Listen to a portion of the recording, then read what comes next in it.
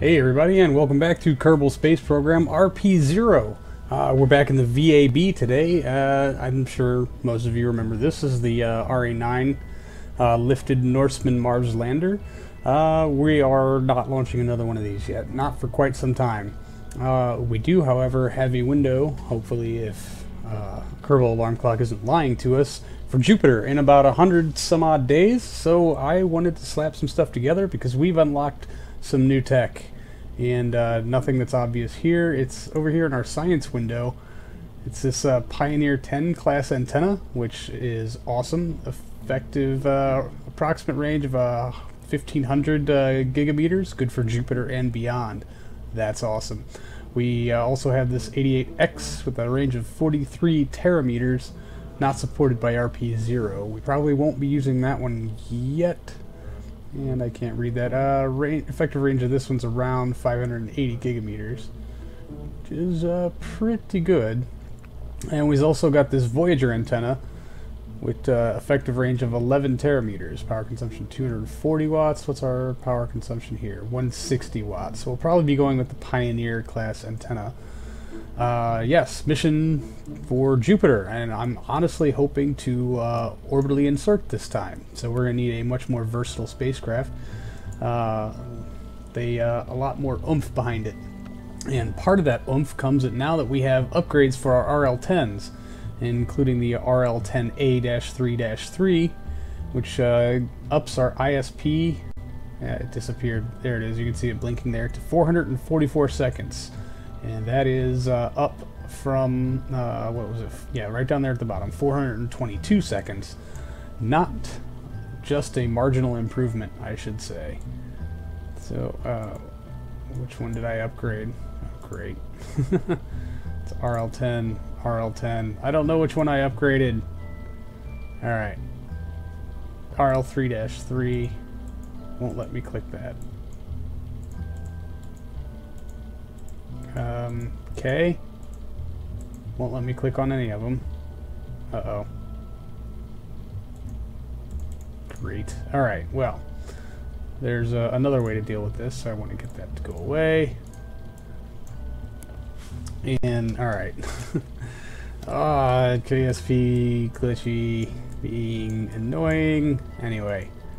We're just going to get rid of them entirely and go over here to engines. We'll find our RL-10. Where did I leave it? Where'd you go, RL-10? No, let's see, LR-89. Okay, here we go, RL-10. For the time being, we're just going to stick one on here.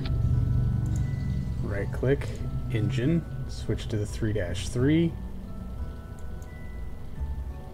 Current config, 3-3, excellent. Take that away. And we want two of them. If you don't mind, sir, please and thank you. Alright, and it does look like they are aligned correctly. Let's put them in the correct stage. That's booster sep.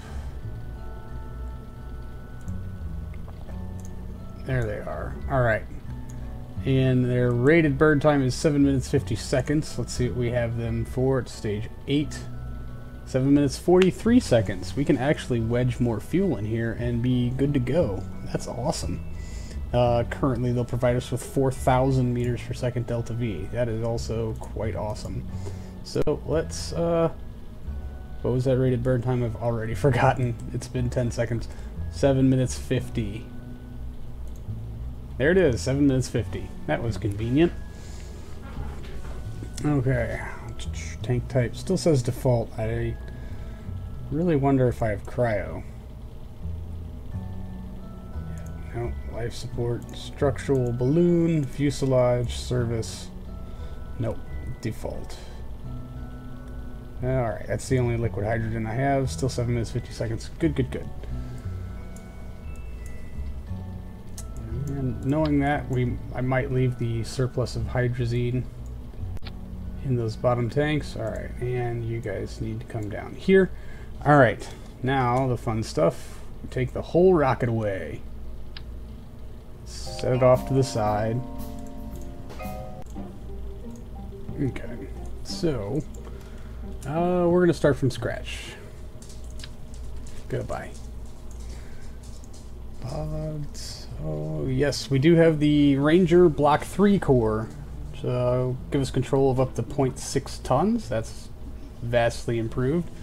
And module wattage from 80 turns down to 1.5. I can't tell if it's 1.5 or 15. It looks like 1.5. Well, it costs us 30 grand to unlock that. Nice. All right.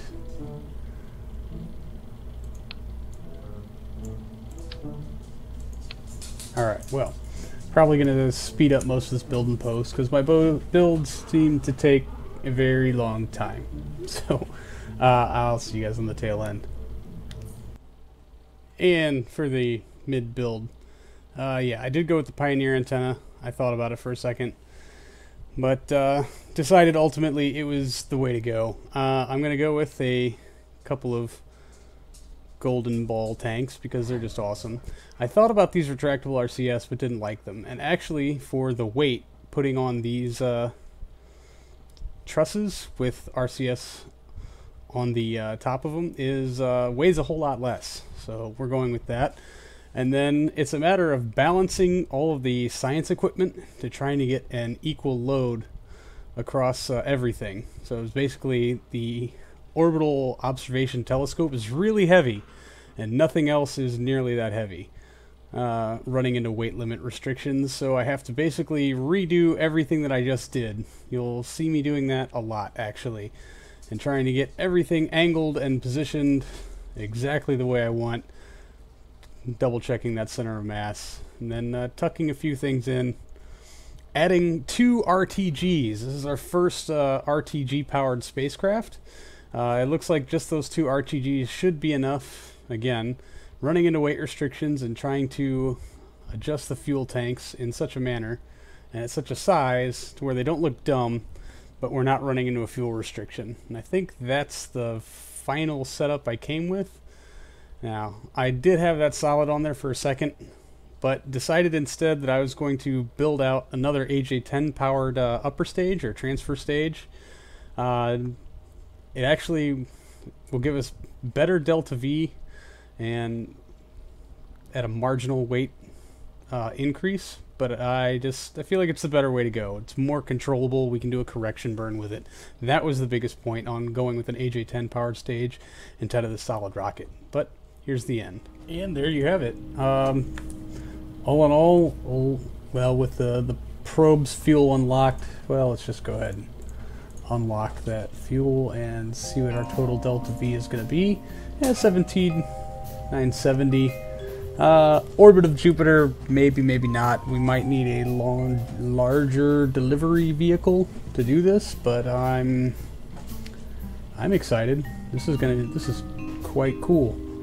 I think that's a pretty neat looking probe, if I do say so myself. I kind of can't wait to fling this thing out there. I'm gonna relock all this tanks and save. Well, let's save it first. It is an RA9A. I guess this is Jupiter 3.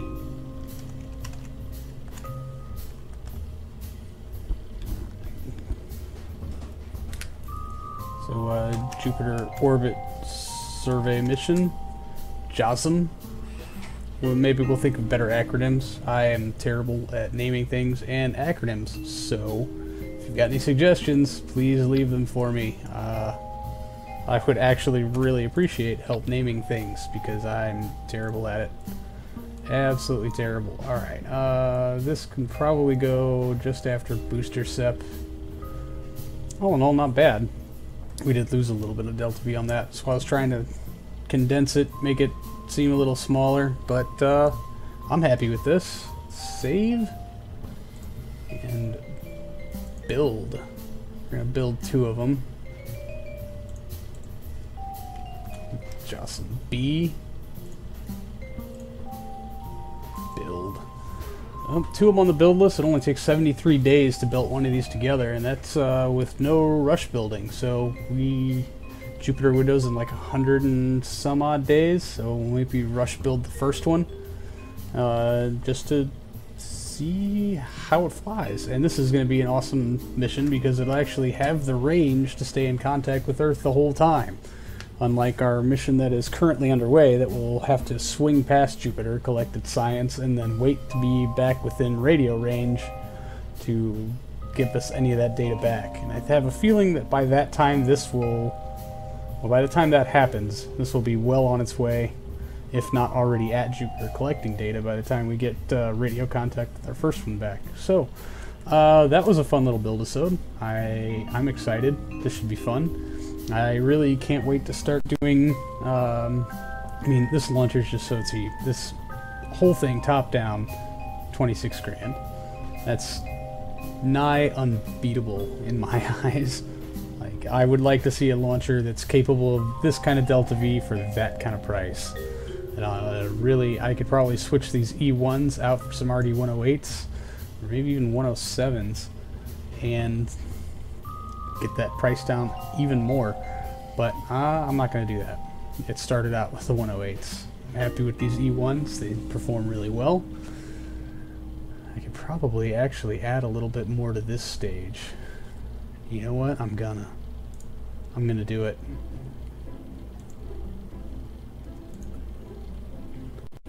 Are numbers changing? I don't see numbers changing. Numbers are not changing. Let's 591. Still 591. So it's not registering that change. That's fine. Whatever. Alright, that's going to do it today, guys. Next time, we're going back to the moon. Maybe not next episode, but in the very near future, we are going back to the moon. So that mission, this mission, probably a reboot of our Mars missions. Lots of fun stuff coming up. So thanks for hanging out. I will see all you guys later. See ya.